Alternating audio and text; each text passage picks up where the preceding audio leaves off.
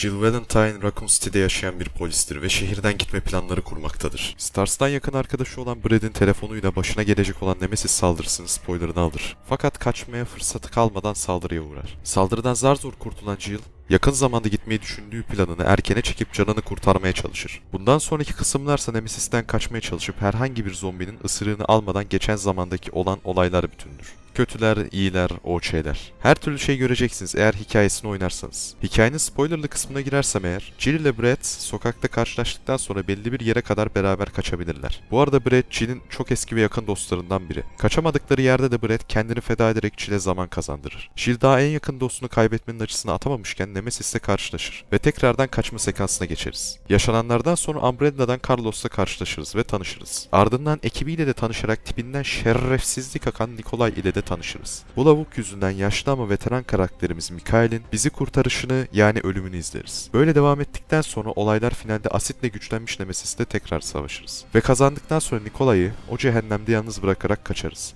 Peki gerçekten kaçabiliyor muyuz? Bilmiyoruz. Neleri değiştiririm konusundan ziyade Nikolay'ın daha mantıklı bir nedeni olmasını isterdim. Tamam, para ve güç olarak motivasyon en normal insan motivasyonu ama nedense daha farklı ve epik bir olay beklemedim değil. Çünkü belli bir yerden sonra kendi ardını da koruman lazım. Ve seni koruyacak kişiler veya sana saldırmayacak kadar kişiyle çalışman lazım. Senin yaptığın iş veri ve asit satmak, bağlantılar ayarlamak ama hepsi kendisinin baronu olduğu için en azından tarikat havasında bir grup kurarak bunları yapsa daha mantıklı olurdu. Hani bu temelde kalacaksa da en azından nedenini daha sağlamlaştırmak için böyle bir yola girilebilirdi. Daha merak uyandırıcı noktalar ayarlanabilirdi. Onun dışında Carlos'un da ben böyle kötü olduklarını bilmiyordum gibi salak bir argümanı oyuncular olarak yememizi beklemeleri gerçekten saçmalık. Bir de en yüksek mertebelerden birindesin. Hadi bilmiyordu kandırıldı diyelim. İyi bir şirketiz. İnsanların ölmemesi için oraya gönderiyoruz sizi gibi bir yavanlığa inanması gerçekten saçmalık. Nasıl o zaman o kadar yıl yaşayabildin? Nasıl o mertebeye yerleştin? Belli ki salaksın ama nasıl o mertebeye gelecek kadar yıl nefes alabildin gerçekten ilginç. Umbrella kuruluşu da konuşmalar düzenleyen bir kuruluş değil. Baya biyolojik silah için bilim insanlarıyla çalışan ve felaket derecede fon sağlayan bir kurum. Hani gerçek anlamda bu kadar içi dışlı birinin bilmemesi saçmalık. Jill'e gelecek olursam sadece Brett konusunda değineceğim. Zaten göremiyoruz geçmişlerini. Brett'le ya da önceki oyunlarda anlatılmıyor. Madem senin Stars'tan arkadaşın neden hiçbir anda aklına gelmiyor? Hadi oynanışı etkilemesin ama en azından hatırla bir üzül yani. Kızdığım noktalardan biri bu yüzden. Neden o zaman senin en yakın arkadaşın? En azından gözünden bir yaş aksın. En kötü başka bir objektife yürürken ama yok. O yüzden ayrı bir sinir oldum bu konuya. Yürüdüğüm zamanlarda karanlıktan bir ele uzanacağını hiçbir zaman düşünmedim. Çünkü o kadar aydınlıktı ki her yer. Şunu beklemedim değil, anlatayım size de. Bazı noktalarda ışıkların yanıp sönmesini, ışıkların hiç yanmadığı noktaların olmasını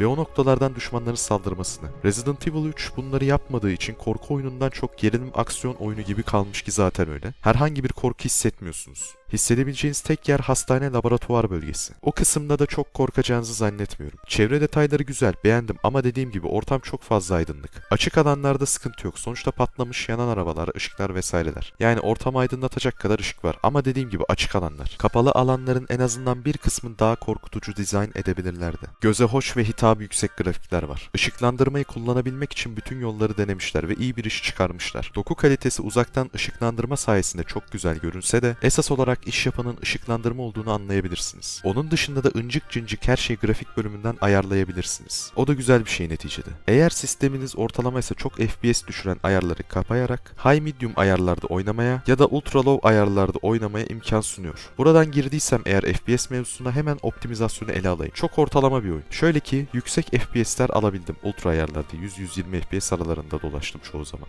Ama kocaman bir ama bazı bölgelerde o kadar fazla FPS drop yedim ki işin komik yanında açık alanlarda değil kapalı alanlarda yedim bu dropları. Büyük ihtimalle yakın dokuları renderlarken fazla zorlanıyor oyun motoru. Açık alanlarda da özellikle bir boss savaşında bazen 60 FPS'in altında bile düştüğü oldu. Ekstradan çok fazla başınıza gelmeyecek olsa da patlamalarda FPS'iniz düşebilir. Drop veya yırtılmalara neden olabilir. Bunlara rağmen oynanabilir ve akıcı bir oyun. Ondan dolayı optimizasyon konusunda ortalardayım. Oynanışı yavan denir mi bilemedim şundan dolayı. Resident Evil 2 nedense daha kompakt, daha oturaklı savaş mekanikleri sunuyordu. Yürümek bile bu oyunda hafif delay'li gibi. Gerçekçilik katması için yaptıklarını düşünmekle beraber neden böyle bir şeylere girdiklerini düşünmedim değil. Tamam gerçeklik de neden bastıktan sonra karakterim hareketi algılıyor? Hızlanmakla da alakalı değil. Mevzu direkt olarak 1 saniye yakın delay koyması. O yüzden sevmedim. Vuruş ve hissiyatını hafif barnak basarsam güzel ama dediğim gibi R2'deki tokluk burada yok. Fazla aksiyona kayan ve bir şeyleri oturtamamış bir oyun olan R3'te vuruş hissiyatında bile bir şeyler tam sorun değil. Bazen o kadar güzel oturuyor ki mermiler, diyorsun ne güzel yapmışlar. Bazen de resmen havaya sıkıyorsun. Kavkare bile daha etki sahibidir o karşı tarafa bir şey vuruyormuş hissi verme konusunda. Silah çeşitliliğinde de az ama öz mottosundan yararlanılmış. Aksiyon oyununa kaymış olsa bile benim gibi zor modda oynuyorsanız eğer, demekten sıkıldım da